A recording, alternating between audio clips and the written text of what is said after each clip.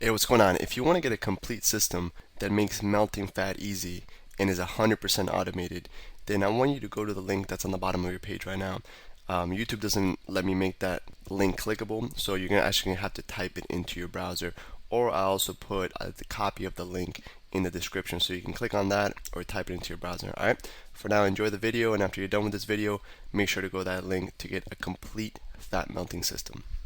All right, so within this program, we're giving you several techniques, and dinner is another one of those crucial times. Kind of like how, at breakfast before you eat, you have a really great opportunity to melt pure fat. Before bed is another one of those opportunities where you can either mess it up and wake up fatter, and you know really mess up your progress. Wake up not only fatter but tired. If you have a heavy meal with a lot of carbs, your body will actually be processing and digesting so much of of this food during the night. It's going to be using all your resources to break down this food. You're going to wake up fatter, and you're gonna wake up feeling tired. So this concept, and when you follow the simple steps we're going to give you in this video, you'll not only have a great opportunity to wake up and melt pure body fat, because while you're sleeping, you're actually your body's repairing and taking all the garbage out and cleansing everything and just recharging you for the day. You're going to be able to melt pure fat, but you're also more importantly going to wake up with a lot more energy when you follow these rules, and when you use this the 12-hour rule that Jason's going to talk about in just a moment. You'll be able to wake up feeling refreshed, energized, and you'll step on the scale, be lighter if it's time to weigh yourself. So let me get this straight. They're gonna sleep better. Yes. They're gonna wake up with more energy. They're gonna sleep and burn fat at the same time, and then their morning ritual is gonna burn fat even better before the breakfast. Those four things are gonna happen with this dinner and 12-hour rule technique. Yeah, it's again going into just making sure. Yeah, it's the same thing we keep talking about, which is all these techniques are going to stack together. These are all techniques that require a little amount of willpower. You keep stacking them on top of each other, and they have a really synergistic and exponential effect to melt pure body fat. I don't know if you're familiar with the 80-20 rule, the Pareto principle, stating that 20% of the actions you do give you 80% of the results, right? So it's you probably wear 20% of your clothes 80% of the time. 20% of the salespeople make 80% of the sales for companies, and it just this guy did research, and the 80-20 rule spans in all kinds of areas in your life. This before bed is one of those 20% that give you the most benefit. So instead of being one of those people at the gym where you're sweating bullets and you're going really hard and being a cardio bunny and exerting your energy and giving your all, instead, be strategic and use this time before bed to really wake up feeling lighter and feeling better. So we're going to go over now the simple meals that we recommend and the simple rules that we recommend before going to bed. Number one is you really before bed you want to tone down the amount of carbs that you eat. I'm sure you might have heard this rule before, but we really want to emphasize it. And how many carbs do you think they should have before bed? Approximately. If you're gonna have carbs before bed, I recommend somewhere around 20.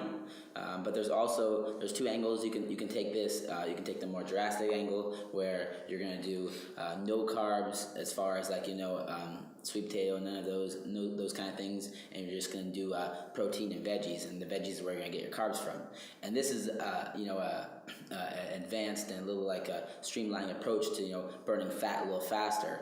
But if you want to take it a little easier, you can eat carbs as well. We don't ever say you can't do that, but you want to keep it on a lower side of the carbs for the night, and during the day is when you're eating the majority of your carbs. And again, like we're always reiterating, we want to steer clear from processed foods. I mean, with all our meals, all our snacks, we want to stay as true to unprocessed, fresh foods. That are part of the foods that are refrigerated and that will go bad. The quicker the food goes bad, the better. And we don't want to be taking things out of plastic wrappers to eat them for dinner or lunch or even breakfast if we don't have to. Yeah, and staying away from processed foods goes back to what I was saying earlier, where if you eat processed foods before bed, you're going to spend the majority of your time, trying to break that food down while you're sleeping, and you're actually going to wake up tired. So it's very important. There's another one of those critical moments where if you're going to have processed foods, have it early in the day. Obviously, ideally, you don't have anything. If you're bending with the processed food, that's fine. But ideally, you want to, before bed is one of those very critical moments that you want to be as perfect as possible. And again, with the tired issue about waking up tired, is your body usually runs on cycles. Your whole body, your organs, different muscles, everything. Your body runs on cycles. So your digestive tract runs on a cycle. When you're more active with your eating, which is throughout the day, through breakfast or dinner, your digestive tract is more efficient. So that's one of the reasons why when you go to sleep and you pack your body with processed foods, which processed foods are a lot harder to digest, that you're not digesting them, your body's working really hard to break these things down because your digestive tract is not running properly. It's like a bunch of tongue twisters going on here. So that's another reason, and it's one of the main reasons why you'll sleep better and you'll wake up with more energy because your body's not working as hard to digest these unprocessed and these foods that your body's not used to eating. All right, so here's some specific recipes you can do. During the dinner time, we want to stick with the lean proteins as well as the healthy fats. Something like a fish with avocado and some veggies, whether it's broccoli, asparagus, maybe a little coleslaw.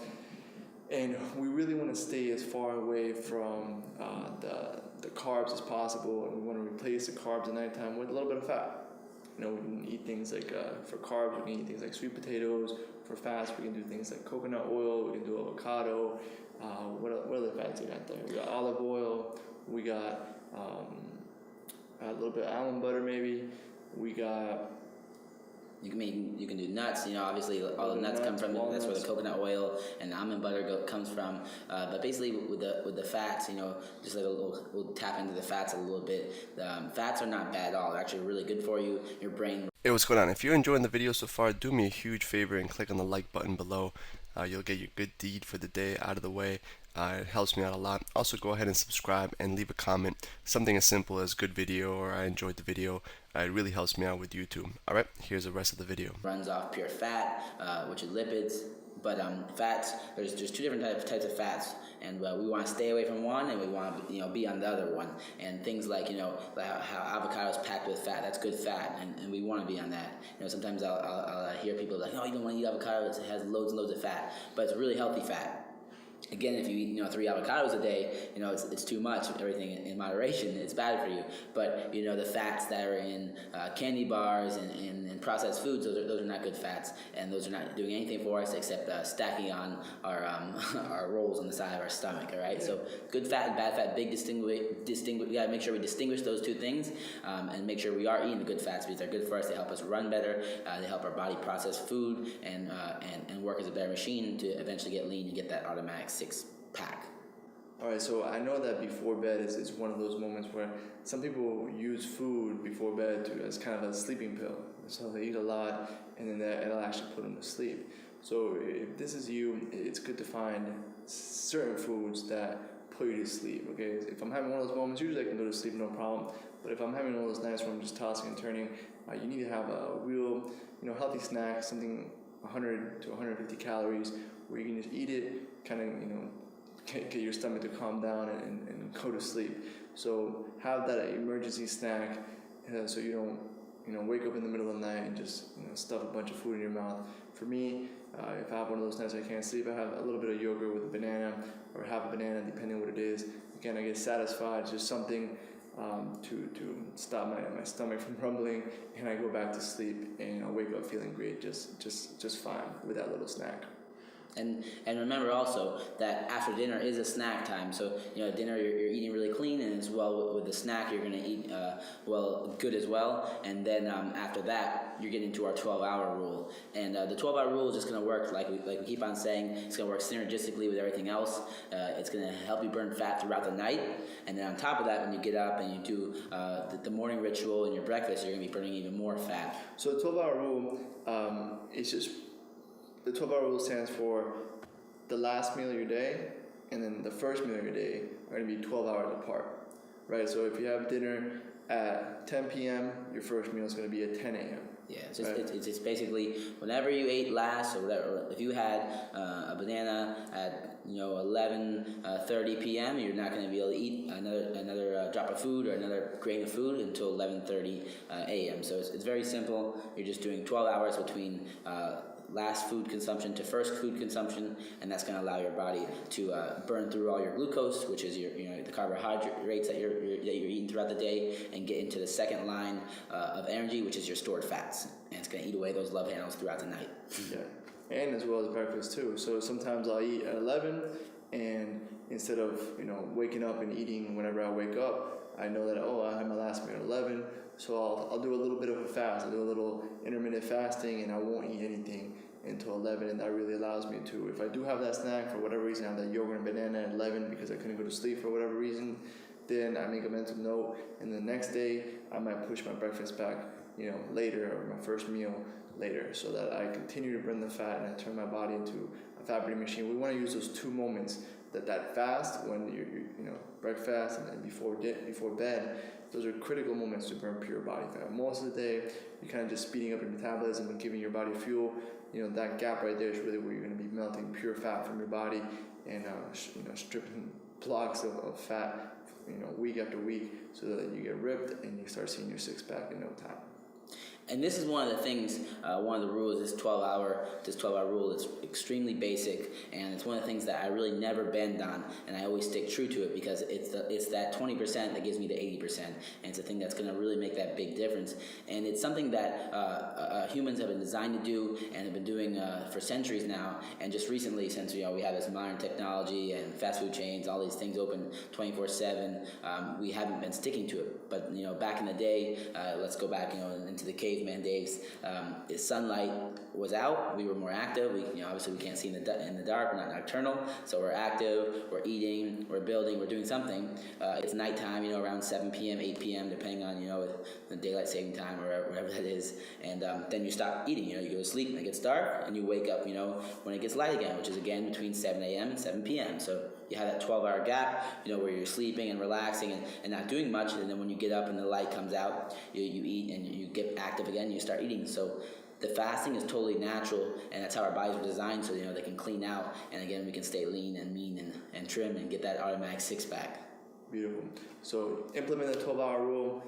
You'll have a little report underneath this video with sample dinners. Have that emergency meal, that emergency snack, whether it's yogurt, banana, whatever will help pull you to sleep. Some people like turkey, whatever it might be for you.